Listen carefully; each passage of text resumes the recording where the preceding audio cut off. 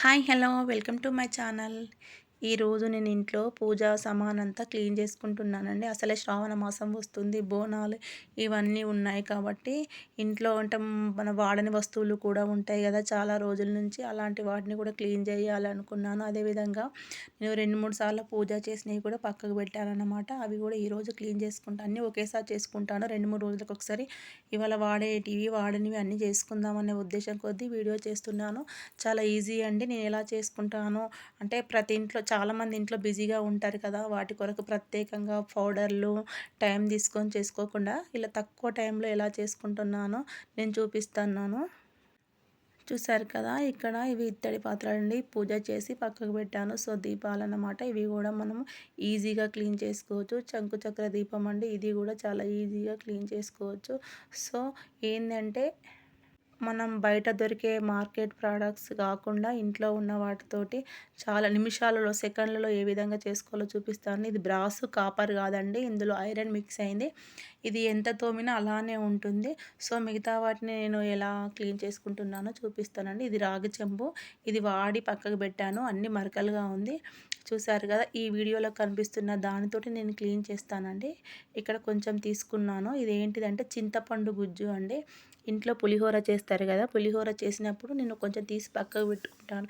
ఎందుకంటే కనీసం వారానికి ఒకసారైనా పూజా పాత్రలు ఇవన్నీ క్లీన్ చేసుకోవడానికి ఈజీగా అండి. దీంట్లో ఏమీ నేను మిక్స్ చేయలేదు.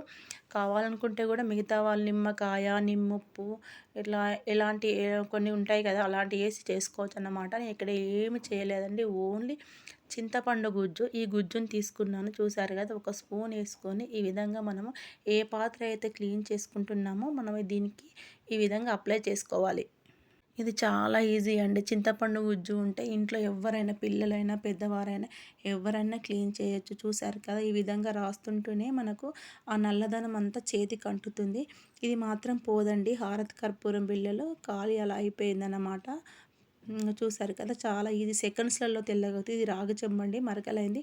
ఇదైతే చాలా ఈజీగా అవుతుందండి. చూసారు కదా, ఇలా రాస్తుంటుంటేనే మనకు తలతల మెరిసిపోతుంది. ఒక 2 నిమిషాలు మనం పక్కకు పెట్టి మిగతా పాత్రలకు మనం అప్లై చేసుకునే వరకు ఇవంతా వీటి జిడ్డు వదిలి క్లీన్ అవుతుంది. చూసారు కదా, మనము ఈ చింతపండు గుజ్జుతోటి సిల్వర్ పాత్రలైనా, ఇత్తడి పాత్రలైనా ఏవైనా చేసుకోవచ్చు. చూసారు కదా, చెంబు కూడా చాలా నీట్గా క్లీన్ అయిపోయింది. అదేవిధంగా లోపల కూడా అప్లై చేసుకోవాలి. అసలే ఇప్పుడు శ్రావణ మాసం కాబట్టి మనము ఈజీగా క్లీన్ చేసుకోవచ్చు. ఈ నెల మొత్తం మనకు ఎప్పుడు అంటే అప్పుడు మనం ఇంట్లో గుజ్జు పెట్టుకున్నాం అనుకోండి, ఆ గుజ్జుతోటి ఎనీ టైం అయినా క్లీన్ చేసుకోవచ్చు. చూసారు, ఇదైతే మరీ నలుపు బాగా అయిపోయింది అన్నట్టు. ఇది చాలా ఈజీగా అయిపోయింది.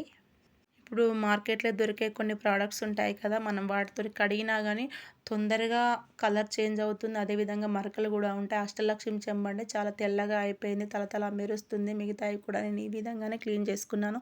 అలా చేసుకున్న వాటిని నేను వాటర్తో కడిగిన తర్వాత చూసారు కదా, ఎలా మనకు మురికి అంతా వదిలిపోయిందో, తలతల మెరుస్తుంది. మళ్ళీ కొత్త దానిలాగా అయిపోయింది. ఇదే విధంగా మిగతాయన్నీ క్లీన్ చేసుకోవాలి. అలా చేసుకున్న తర్వాత మనం ఒక పొడి క్లాత్తో తుడిచి పక్కకు పెట్టుకోవాలి. ఎందుకంటే అలా గాలి అంటే నీరు వెళ్ళిన తర్వాత గాలి తగిలినా మనకు మరకలు అనేటివి కావన్నమాట. తడిగా పెడితే అలాగనే మరకలు అయిపోతాయి.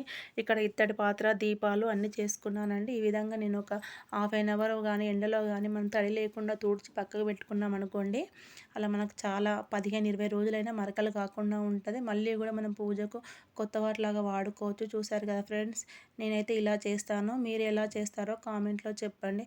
Thank you for watching my video.